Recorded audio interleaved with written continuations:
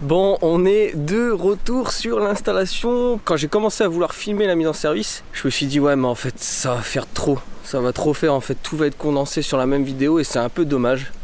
Donc changement de tactique et je pense que c'est beaucoup mieux de faire comme ça. Là aujourd'hui tu as toute l'installation de la pompe à chaleur et dans une prochaine étape je ferai plusieurs vidéos de mise en service sur différentes installations, parce que là on a une pompe à chaleur qui est split, donc qui est en liaison frigorifique. Tu as des pompes à chaleur qui sont hydrauliques, donc qui sont en liaison hydraulique, pompe hydraulique, liaison hydraulique normale. Tout le système frigorifique est à l'extérieur sur le groupe et l'interconnexion entre l'intérieur et l'extérieur se fait en hydraulique. À l'inverse, sur du split, la liaison entre l'intérieur et l'extérieur se fait avec du fluide frigorigène. Donc voilà, mais donc j'ai vraiment choisi l'option de dire ben non, en fait je vais pas filmer la mise en service aujourd'hui parce que déjà ça va faire beaucoup trop et je pense que ça fera l'objet vraiment d'une vidéo dédiée qu'à ça et que vous arriverez à retrouver plus facilement sur YouTube après ou sur mon site d'Enfile ton bleu. Quand vous allez chercher une mise en service, au moins vous trouverez directement votre vidéo de mise en service plutôt qu'elle soit sur une vidéo complète de pause de pompe à chaleur. Il n'empêche que comme maintenant tout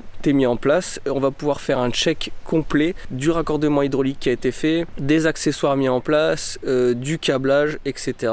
Et ce sera déjà pas mal. Allez, je t'emmène dans le local technique et on fait un petit point sur tout ça.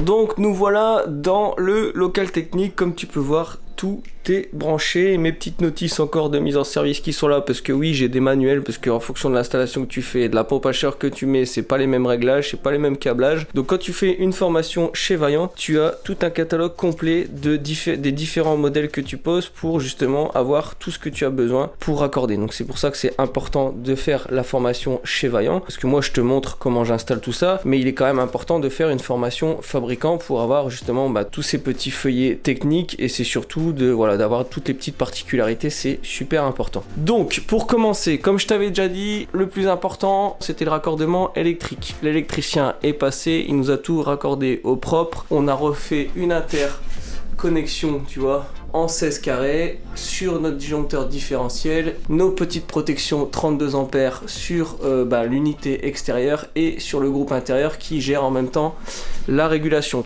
Donc là pour la partie électrique, pour ça j'ai pas refermé, pour que je voulais te montrer un peu les raccordements. Donc là pour la partie électrique c'est bon, le câble d'alimentation générale de la maison est conforme maintenant, c'était pas le cas avant. Après écoute, l'unité intérieure est posée, raccordée. Au niveau câblage électrique, qu'est-ce qu'on a ?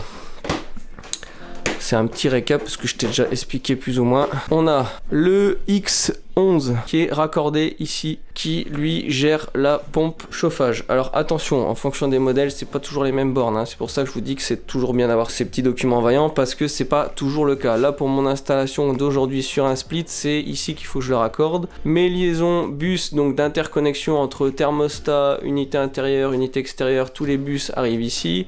Et puis après ici on a sur cette borne là tout ce qui est sonde extérieure et la sonde qui prend la température du ballon tampon. Voilà, avec le petit doigt de gant qu'on avait fait. Là comme tu peux voir ça a fonctionné, hein. J'ai tout mis en fonction, j'ai tout fait tourner. Bon après il fait 22 degrés dehors, donc j'ai pas non plus fait monter la PAC à je sais pas combien. J'ai pris toutes mes tensions, mes intensités, mes delta T entre départ retour, voir s'il y avait un bon échange, etc.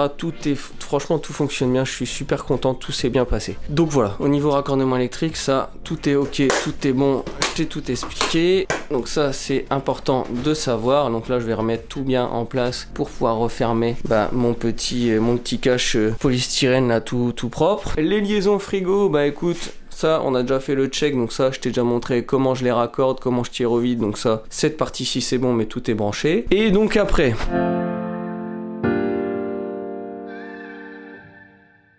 ici, pour faire simple, nous avons la pompe à chaleur, ici l'unité intérieure qui, par rapport au thermostat, dit voilà j'ai besoin d'autant de température. Donc ce que fait la pompe à chaleur, elle, c'est qu'elle vient charger un ballon tampon. Elle, en gros son boulot, son taf, ce qu'on lui demande, c'est charger le ballon. Voilà, donc là au niveau du circulateur qui est à l'intérieur, lui son taf c'est d'irriguer la bouteille de mélange pour la mettre à température. Et dans un second temps, on a un deuxième circulateur qui lui vient aspirer, donc prendre les calories dans cette bouteille de mélange pour les renvoyer dans les radiateurs. Pourquoi ici sur cette install il est important d'avoir une bouteille de mélange? En fait, pour faire simple, on va pas rentrer dans des grands détails. La seule chose qu'il faut savoir, c'est que si tu es sur des radiateurs avec une pompe à chaleur, tu mets obligatoirement une bouteille de mélange. Parce que tout simplement, les radiateurs ont des têtes thermostatiques ou des têtes manuelles qui potentiellement peuvent rester fermées ou rester bloquées ou voilà, pour X ou Y raison. Si tu n'as pas suffisamment de débit au niveau de ta pompe à chaleur, tu vas avoir une sécurité de débit. Donc déjà, si le débit minimum n'est pas atteint, la pompe à chaleur se met en défaut. Alors que quand tu as une bouteille de mélange, le débit elle a toujours le même puisqu'elle remplit que ta bouteille, donc elle rentre dans ta bouteille, elle ressort de ta bouteille, elle retourne. Ça t'évite énormément de problèmes, c'est-à-dire que si tu as des soucis sur tes radiateurs, ce sera un souci d'échange sur tes radiateurs, mais ça ne mettra en aucun cas en défaut ta pompe à chaleur. Et le second avantage de pourquoi je mets un volume aussi gros de 100 litres, là pour le coup, c'est pour tout simplement m'éviter mes cours cycles. Ça veut dire quoi? Ça veut dire qu'une pompe à chaleur avec un compresseur n'aime pas du tout démarrer 3 minutes, s'arrêter, redémarrer 5 minutes, s'arrêter, redémarrer 4 minutes, s'arrêter. Le fait d'avoir un volume minimum de 100 litres te permet justement que quand la pompe à chaleur démarre, elle va faire varier sa puissance de compresseur. Si elle voit qu'elle atteint très vite la température, elle va faire varier sa puissance de compresseur pour ne pas envoyer énormément de puissance parce qu'elle va voir qu'elle monte très vite en température, mais ça va quand même lui permettre de pouvoir faire un cycle suffisamment long pour charger ce ballon tampon même s'il n'y a pas d'échange de calories. Ça veut dire qu'on aura un fonctionnement minimum assuré avec un volume tampon de 100 litres. Donc moi je vous conseille toujours, si vous avez des radiateurs, mettez du volume. C'est hyper sécurisant, ça t'évite les cours cycles, ça t'évite beaucoup de problèmes. Donc moi je vous conseille vivement de rester sur une bouteille suffisamment grosse pour ne pas avoir de problème. Donc voilà, donc là je t'ai expliqué, dans l'idée tu coupes la bouteille en deux, la partie droite qui est la partie primaire qui elle est gérée par la pompe à chaleur et le module intérieur qui lui son boulot c'est de charger ça, et ce qu'on appelle le secondaire, donc c'est le secondaire, c'est celui qui est à gauche. Le secondaire en gros c'est ton réseau radiateur qui vient chercher les calories dans le ballon tampon. Voilà, donc en gros on charge un tampon et après le circulateur vient chercher les calories dans le tampon qu'a chauffé la pompe à chaleur. Donc voilà, ça aussi, ah oui ça faut que je t'explique ça j'adore faire ça. Ça c'est hyper professionnel, les clients aiment beaucoup ça. Je repère maintenant tous mes réseaux. C'est des étiquetages que je commande chez Plaque en Direct. Donc là tu vois j'ai fait ça. Donc là ici j'ai mis retour PAC, donc PAC pompe à chaleur, départ pompe à chaleur, donc ça c'est mon groupe extérieur, c'est ma pompe à chaleur qui alimente mon ballon. Et ici en même temps j'ai départ CH, donc départ chauffage. Et ici en bas j'ai le retour chauffage. Donc déjà pour un dépanneur ou un mec qui vient faire l'entretien, il sait déjà tout de suite se repérer, même si c'est facile, mais c'est hyper important de faire ça.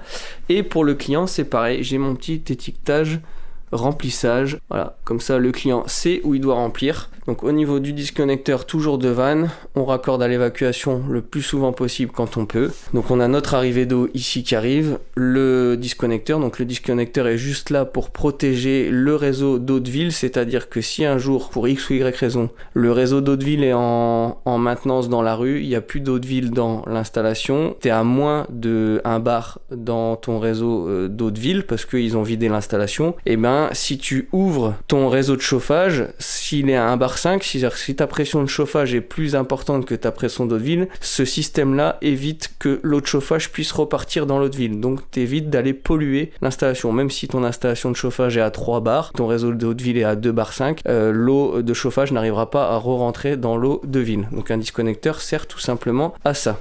Et donc une fois que tu as refermé tes deux vannes, les deux clapets entre guillemets se rouvrent et s'auto-vidangent. Voilà. Donc le principe même d'un disconnecteur c'est ça. Oui, ici, ça super important. Départ pompe à chaleur, retour pompe à chaleur. Le retour de pompe à chaleur, je l'ai équipé d'un filtre Atami. C'est pas grand chose, mais pour moi c'est super important. C'est quoi? C'est un cylindre grillagé qui va me retenir la moindre impureté trop grosse qui pourrait aller se bloquer dans l'échangeur à plaque qui se trouve ici, puisque ici on a un échangeur à plaque où se mélange l'eau de chauffage qui est repuisée dans mon ballon tampon, qui vient s'échanger avec les calories du fluide frigorigène qui arrive de la pompe à chaleur extérieure ici, qui échange les calories dans l'échangeur à plaque, et de l'échangeur à plaque qui restitue ces calories dans le réseau hydraulique, donc dans les réseaux de chauffage, dans ces deux tuyaux qui sont là. Et donc, comme l'échange est hyper restreint dans l'échangeur à plaque, il est hyper restreint pour échanger un maximum de calories et avoir un maximum de performance. Si c'est restreint, si des impuretés passent et vont se mettre dans l'échangeur à plaque, tu risques de boucher ton échangeur à plaque et d'avoir des performances beaucoup moins importantes. Donc lui, il est là pour ça, c'est qu'en gros, s'il y a des impuretés un peu trop grosses, je suis sûr et certain qu'elles seront retenues ici et à chaque entretien chaque année. D'ailleurs, à faire super attention quand je vais fermer ici, pourquoi j'ai mis la vanne de vidange en dessous, c'est parce que mon filtre à tamis, il est pas dans le bon sens pour la maintenance. Il est dans le bon sens pour le fonctionnement. Sauf que moi, quand je vais le défaire ici, mon filtre à tamis, quand je vais l'enlever, les impuretés vont avoir tendance à retomber vers le bas. Tu sais, parce qu'en fait, elles sont bloquées là. Quand je vais retirer mon filtre, quelques impuretés risquent de retomber dans l'eau et de retomber ici. Donc, comme j'ai une vanne de vidange ici et que j'ai une vanne de fermeture ici, l'avantage, c'est que si j'ouvre ici, j'auto-vidangerai les saletés qui auront pu retomber quand je vais enlever le filtre. Pour la maintenance, il est toujours mieux que la tête soit vers le bas. Mais pour que la tête soit vers le bas, il faut que le sens du retour soit pas dans ce sens-là, mais dans ce sens-là, pour avoir la tête du filtre vers le bas ou à l'horizontale. Si tu arrives à te mettre à l'horizontale avec la tête vers le bas, bah là tu es tranquille, quand tu vas desserrer ton filtre, l'eau va tomber. Donc si l'eau elle tombe, elle emmènera les impuretés potentielles qui seront plus se décolmater du filtre, alors que là quand je vais l'enlever, des impuretés peuvent retomber dans le bas du filtre. Concernant le secondaire, le secondaire, qu'est-ce qu'on a? On a un départ chauffage. Là, j'ai mis mon circulateur sur le départ, mais ça m'arrive très souvent de mettre mon circulateur sur le retour. Je trouve que quand tu mets en route, après, en fonctionnement normal, il n'y a pas mieux l'un ou l'autre. Enfin voilà, moi j'ai jamais trouvé de différence. La seule différence que je trouve à mettre un circulateur sur le retour plutôt que sur le départ, c'est que mon circulateur se retrouve plus facilement en eau par le retour, parce que en fait tu as la force de l'eau qui forcément la pression de l'eau vers le bas, qui va remplir beaucoup plus facilement ton circulateur, et donc ton circulateur quand il est en eau, il va plus facilement se mettre en service et pas caviter, parce qu'un circulateur où il y a de l'air dedans, il cavite et en gros il aspire pas et tu galères à le purger. Et comme je te l'avais expliqué, j'ai créé mon point haut avec mon fameux purgeur en profitant de ma potence avec mon purgeur ici. Donc mon purgeur ici purge ma colonne haute de mon circulateur, c'est à dire que mon circulateur s'auto-purge directement par le purgeur de la potence, et c'est pareil, le vase d'expansion et la potence doit être obligatoirement. Faites très attention à ça, c'est vrai que j'y prêtais pas forcément attention, mais faites très attention que votre vase soit bien en eau et non pas en air, puisque en fait si vous mettez pas de purgeur, toute cette colonne là va se remplir d'air, et en gros au lieu d'avoir de l'eau dans votre vase qui va jouer avec la membrane ici qui va compenser la dilatation, vous allez avoir de l'air, et l'air qu'est-ce qu'il va faire ici plutôt que l'eau? Il va assécher ta membrane, et ta membrane de vase d'expansion va durer beaucoup moins longtemps. Donc voilà, c'est pour ça que les vases d'ailleurs sont gonflés à l'azote et pas à l'air, puisque l'air assèche la membrane et donc elle devient un peu craquante, un peu sèche, et puis à un moment donné elle craque et le vase d'expansion est mort et il faut le changer. Donc voilà pour ça. La petite vanne de service pour contrôler mon vase, ça je te l'ai expliqué, c'est génial. J'ai laissé mon petit tuyau de vidange, donc c'est à dire que quand je ferme ici, j'auto-vidange mon vase, je peux contrôler mon vase, le regonfler si nécessaire, je referme ici, je rouvre ici, ça remet mon installation en eau. Je sais pas si tu as remarqué, j'ai changé le mano aussi qui ne fonctionnait pas la fois dernière, et en plus j'ai mis un mano beaucoup mieux qui va de 0 à 4, donc les chiffres sont beaucoup plus lisibles. Bah écoute, je pense qu'on a fait pas mal le tour. Oui, le retour chauffage qui se trouve ici revient en partie basse ici et est connecté sur mon pot à bout. Donc mon retour chauffage radiateur, mon retour arrive ici, repasse ici. Donc là j'ai un retour d'un radiateur, d'un nouveau radiateur qu'on a passé aussi et qu'on a mis dans une chambre. On a mis un nouveau radiateur, donc on a ramené la tuyauterie ici. D'ailleurs je sais pas si tu le vois, je te montre vite fait, mais Rémi il a super bien bossé, tu vois, il a fait tout le réseau en cuivre nickel, tout isolé. Donc le retour passe par le pot à bout. Le pot à bout a aussi bien un système de décantation pour les boues fines et plus grosses, et un gros barreau magnétique qui permet de récupérer un maximum de limaille. Tout ce qui est limaille, etc., tout ce qui est partie ferreuse sera collecté dans ce pot à bout. Très honnêtement, j'en parle assez souvent. Je t'explique un peu les différentes façons d'utiliser les produits, les pots à bout, pourquoi j'utilise tel modèle ou tel modèle. Donc voilà, mais j'en suis hyper content et ça fonctionne super bien. La petite vanne de chasse aussi. Toujours une vanne de chasse en bas de bouteille de mélange, puisque la bouteille de mélange peut faire un peu office de décantation, c'est-à-dire qu'il peut avoir des légers dépôts qui se déposent dans le bas de ta bouteille de mélange. Donc toujours prévoir une petite vanne pour pouvoir chasser tout ça. Il peut être très bien aussi de mettre des thermomètres entre départ et retour, ça peut être vachement utile quand tu viens mesurer justement des échanges, ça te permet de voir si tu as un problème d'échange entre ton radiateur départ-retour ou si tu as un problème d'échange entre départ-retour, pompe à chaleur. Ça peut être déjà des fois très utile à rajouter. Comme je te l'ai dit, on a aussi enlevé le vase d'expansion qui me permet tout simplement d'avoir déjà un peu plus de place à l'intérieur. Franchement, un vase de 10 litres pour des radiateurs avec une contenance déjà de 100 litres, je peux te dire que tu peux l'enlever et le changer. Pensez-y aussi, on n'y pense pas toujours, des fois on est lancé dans notre truc et à la fin on se rend compte qu'on a oublié de rajouter un vase, ce qui m'est déjà arrivé. Parce qu'en fonction des installations, tu dois rajouter un vase externe ou laisser l'existant en fonction des modèles, en fonction du volume de ton ballon, de ton vase d'expansion. Donc ça, soyez aussi très vigilants là-dessus. Tiens, ouais, je viens de retomber dessus. Concernant les petits étiquetages, tu vois, ça se présente comme ça, donc tu les reçois comme ça de chez Plaque en Direct. Je te mettrai le lien de toute façon chez qui je commande ça. Ce qu'il faut faire attention, c'est de pas trop serrer, tu vois, à un moment donné j'ai trop serré fort sur la tuyauterie cuivre, moi après j'ai vraiment voulu le serrer et j'ai voulu le bouger et ça a pété la petite patte, donc ça faut juste être vigilant sur le serrage, ce qui est normal hein, parce que c'est des petites languettes de plastique donc tu peux pas serrer ça comme un dingue. Donc voilà, tu peux faire plein de choses, tu vois, tu peux mettre des parts chauffage, des eaux chaudes, tu vois, j'en ai préparé pour de l'eau chaude, de l'eau froide, j'ai le remplissage, je te dis j'en suis vraiment super content, j'apprécie énormément repérer toute mon installation. Bon allez, je t'emmène vite fait dehors pour voir la finition qu'on a faite, parce que on a rebouché à la mousse polyuréthane et on a surtout rebouché nos liaisons avec du ciment prompt, nickel, bien tout le tour. On a tout fait, nos câblages, notre coupure de proximité, tout est nickel, tout est propre. Franchement, je suis super content, juste un peu de la dalle, mais bon, ça comme je t'avais expliqué au début. Pas nous qui l'avons coulé, j'aurais dû insister pour le faire parce que franchement, elle est pas ouf. Le nouveau câble d'alimentation de la maison, le nouveau qu'on a dû passer en extérieur, on n'a pas eu le choix, hein, toute la maison en placo, etc. La seule solution qu'on a eue, c'est de passer en extérieur et de pouvoir repasser notre section correcte au niveau de l'alimentation générale. La petite sonde extérieure qui est mise en place. Donc voilà, installation terminée, vidéo terminée. J'espère sincèrement que ça t'a plu parce que ça prend beaucoup de temps, beaucoup d'investissement, mais je trouve ça hyper important de partager toutes ces petites astuces, ces petites installations. Enfin voilà, moi j'adore faire ça, mais mine de rien ça prend du temps, donc si tu y penses, tu mets un petit pouce bleu, ça mettra en avant la vidéo et ça permettra à plus de monde de pouvoir juste la visionner tout simplement. Donc ça, et puis ça me fera surtout très plaisir. Si t'es pas abonné, abonne-toi parce qu'il y a plein d'autres vidéos dans ce genre qui vont sortir, qui vont arriver et t'es pas prêt parce que franchement il va en avoir juste des géniales. Donc voilà, sur ce je te laisse, je vous remercie encore pour tout votre soutien, que ce soit sur les réseaux sociaux, de partout.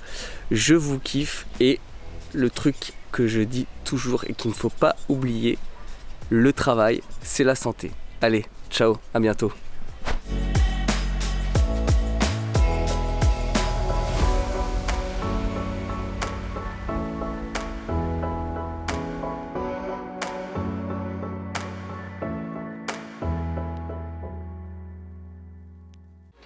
Juste avant le zapping Insta, n'oublie pas que tu peux retrouver du contenu exclusif, des tests, des vidéos d'installation et bien plus sur le site enfile-ton-bleu.com. Tu y trouveras aussi toutes les infos sur le coaching et le matériel que j'utilise sur mes chantiers. Pour ne pas louper les prochaines stories, rejoins-moi sur Instagram et n'oublie pas de t'abonner si mon travail te plaît. Là en fait, en toute honnêteté, tout est réuni pour que ça merde. T'as du PE12. L'installation n'était pas traitée. Les radiateurs ils sont pas branchés en quinconce, donc mauvaise circulation déjà de base. Donc en fait tu as tout, t'as la collection, la panoplie complète pour que ça ne fonctionne pas bien. Donc c'est ouais. On va réussir à l'avoir, hein. Mais en fait c'est ça le problème, c'est que demain là on va la remettre en route, on va mettre tous les produits, mais il faudra être vigilant et traiter quasi, je vais dire tous les 5-6 ans, je verrai en fonction de ce qu'on retrouvera. Que je vais mettre un pot à bout de chez AD après dessus, on va remettre du MC1 une fois que l'installation sera nickel et tout, mais on verra vraiment, dès qu'on verra qu'il y a des radiateurs qui chauffent un peu moins, limite il faudra que je prenne, de toute façon il faut que j'achète une caméra thermique pour le voir.